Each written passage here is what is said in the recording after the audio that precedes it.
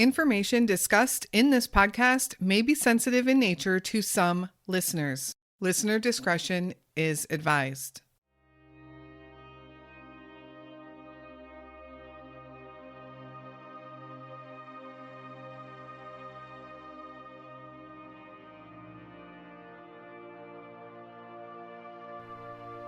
Charlotte Lester was a self-proclaimed free spirit who loved making other people happy. She enjoyed the coastal lifestyle, and she really enjoyed being near the water. Her pride and joy, however, were her 3 children whom she adored. Charlotte also loved her pet poodle, Chloe, often taking her everywhere that she went. They went to local parks and fed the ducks almost every day. Everyone who knew Charlotte loved her. Her personality was said to be bubbly and magnetic. In May of 2022, Charlotte was living in Warwick, Rhode Island, and had recently ended a relationship that she had been in with a married man. He would continue to help support her, however, and they remained friends. She also began somewhat seeing a man by the name of PERKINS, a relationship that may have been somewhat troubled from the start. On May 19th, 2022, Charlotte's poodle, Chloe, was found abandoned in Belmont Park. And it was then realized that Charlotte hadn't actually been seen or heard from since May 16th. And since all attempts to reach her were unsuccessful, she was officially reported as missing. It was actually her ex, the married man, that called Warwick Police Department to report her missing. Charlotte hasn't been seen or heard from since. Where is Charlotte Lester?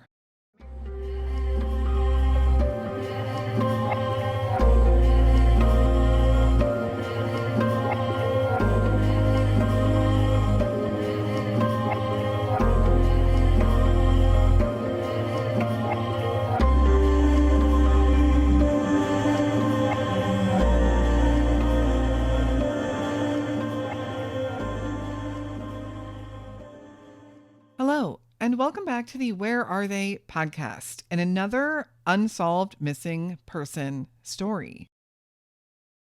This story is taking us to the state of Rhode Island and looking at the case of a missing woman, a missing mom that has baffled many people, especially because Charlotte was a person who everyone loved and was said to have not had any enemies. She was happy in her life and things were going well for her. How could she just up and vanish?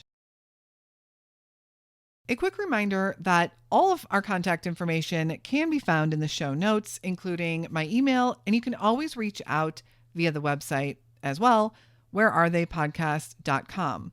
If you're looking for past episodes, you can find those there as well. Now, let's jump into the story of Charlotte Lester. This is a story that could possibly be just waiting for that one tip to come in that could break it wide open. Charlotte Lester was born June 28, 1977, and grew up in Massachusetts. She attended Miss Hall's Academy in Pittsfield, Massachusetts, for her high school years. Miss Hall's Academy is a boarding school for girls for the grades 9 through 12. The school has actually been around since 1898. And it keeps a small enrollment number, generally around 180 students or so. After high school and as an adult, Charlotte moved to Rhode Island and became a mom to 3 children. She loved being a mom in every way. Charlotte was also known to be so kind, often giving money to the homeless and volunteering at local clothing drives. Her friends said she lived by the mantra, do 20 good deeds a day. In 2022, Charlotte was living as a single mom in Warwick, Rhode Island. She lived a carefree life, a lifestyle that was funded by a man she had recently ended a relationship with, a married man at that. Charlotte enjoyed taking her poodle, Chloe, for walks and feeding the ducks, visiting local parks, and enjoyed frequenting local restaurants and shops. And everyone loved Charlotte for her kindness and what was described as her magnetic personality. She also enjoyed staying active and being fit. Charlotte also suffered from alopecia, an autoimmune disorder which causes hair loss. And because of this, Charlotte often wore wigs to cover her own sparse, short brown hair. In May of 2022, Charlotte had begun possibly seeing or talking to another man in the area, a man by the name of Mark Perkins. Mark has somewhat of a history, and some have said that their relationship, if you can call it that, was a little rocky. At the same time, her ex was also supporting her financially still. And while it seems an unconventional lifestyle, it was Charlotte's choice, and her friends and family said she was happy and everyone was okay with it.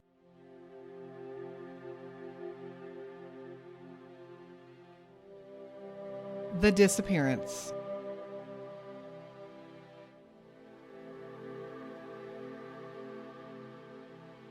On Thursday, May 19th, 2022, something strange happened.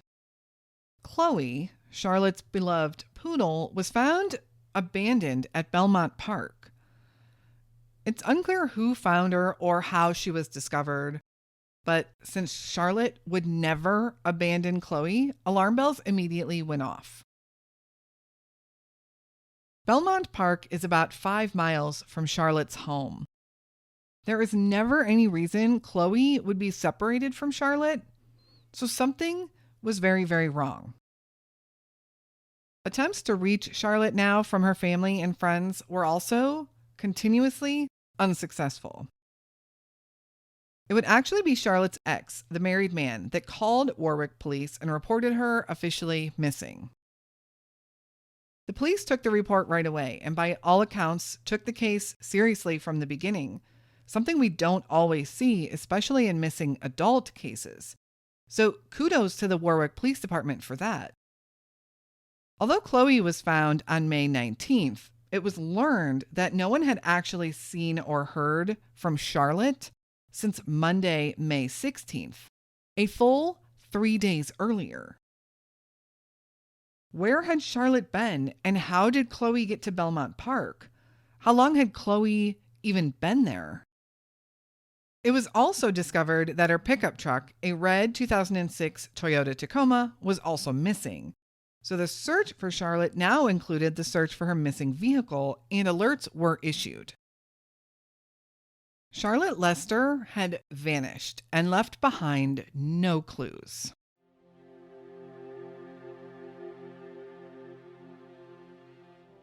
The search.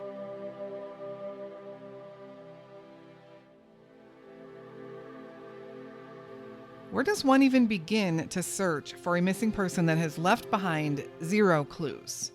There is no trail to follow. There was no activity on Charlotte's bank accounts, and cell phone activity hasn't been disclosed to the public, although authorities must have that information, right? But police immediately began questioning several people and persons that could possibly be considered persons of interest. First, Charlotte's ex. Of course, he was a recent ex, and the exes are always looked at, especially one that might have been seen as having a motive. He was married and he was supporting Charlotte financially. Perhaps he was tired of living that dual life. But he was cooperative and helpful, and he was also the one that actually reported her as missing. Authorities and family don't believe he is involved in Charlotte's disappearance in any way. Then came the man that Charlotte was possibly talking to, a man by the name of Mark Perkins. Something would lead police to his home to investigate further, and a search warrant was issued for his house. While nothing specifically has come out to point at Mark Perkins as being responsible for her disappearance, law enforcement has not ruled him out either. And Mark has made no secret of the fact that he is not happy about that. On May 23rd, 1 week after Charlotte was last seen, and 4 days after Chloe, the poodle, had been found abandoned in Belmont Park, Charlotte's Toyota Tacoma pickup truck was located. It was parked in the parking lot of the Kent Hospital in Warwick. The hospital is just a few miles from Charlotte's home.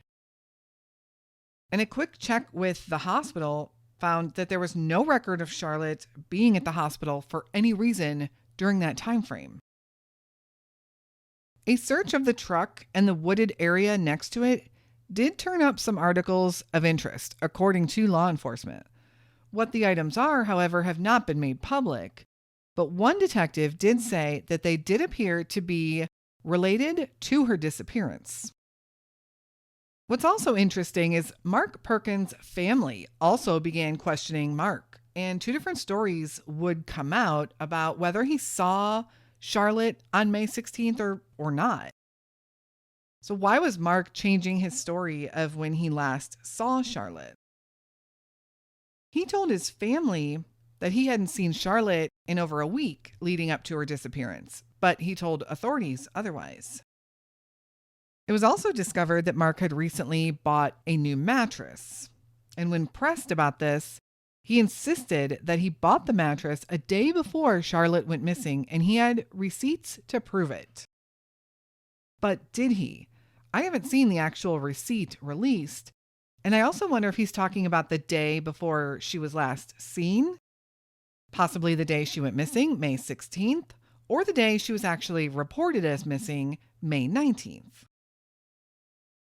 Mark also would go on to cut his long hair short right around the time Charlotte went missing, causing more people to wonder if his decision to do that was in any way related to her disappearance. It was unusual, and he started wearing baseball caps everywhere he went. Mark's own family has said that they aren't 100% sure that Mark is innocent of doing anything to Charlotte. In August of 2022, a local radio host who had been covering Charlotte's disappearance was doing a Facebook live stream in front of Mark's house. And this escalated into an argument, which eventually became physical. In fact, Mark Perkins would shove a lawnmower at the radio host, and Mark would be arrested for disorderly conduct, larceny, and vandalism. Mark had also taken the radio host's cell phone and put it in his home, where it was later recovered. This radio host, John DePetro, has continued the coverage of Charlotte's case and has been a great resource to the family in keeping Charlotte's name and her story out there. According to his website, there were also letters found that Mark had allegedly written to Charlotte, indicating that he was falling in love with her. You can find photos of said letters along with other photos and case information over on John's website at depetro.com. Understandably so, eyes continued to be focused on Mark Perkins. Charlotte's family has organized search parties across the state, focusing on the Warwick area, Cranston, and even Providence, hoping for any sign of her. The Pawtuxet River, which is a waterway that runs right alongside Belmont Park, was also searched in June of 2022 by law enforcement, family, and many volunteers. This was the park where Chloe, the poodle, had been found, so many wondered if something had happened to Charlotte there. Interestingly, as family and friends also put up missing person flyers around Warwick, someone was going behind them and tearing them down. I'll never understand why someone would do that. Even if you're guilty, you're just bringing more attention to yourself if you're caught tearing them down. I guess criminals aren't always the brightest, though. Sadly, there have been no additional sightings of Charlotte or any solid clues to lead to her whereabouts.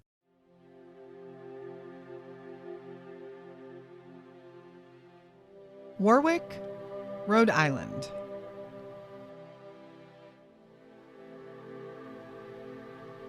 Warwick is a city in Kent County, Rhode Island. Rhode Island is the smallest in size in the United States. It covers an area of 1,214 square miles. It is 48 miles north and south, and it's 37 miles from east to west. Warwick sits just south of Providence, Rhode Island, and on the banks of Greenwich Bay, which leads to the Atlantic Ocean. Warwick's population is just over 80,000 residents. Also notable about Warwick is that it is considered part of the greater Providence area and is only a few miles from Interstate 95, or I-95, a very heavily traveled highway that runs from Miami, Florida, all the way up to Maine at the Canadian border. This highway is a busy highway for commuting, traveling, and even human or drug trafficking. This highway also could be an easy and quick way in and out of the city and the state.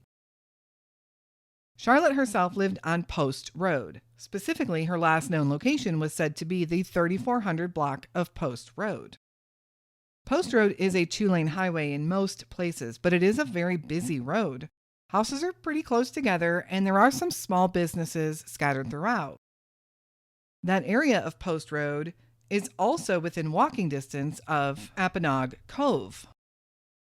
According to the website on Apponaug Cove, Apponaug Cove is a large tidal cove with many areas to explore in a small boat, but don't expect wilderness because you are in the middle of Warwick.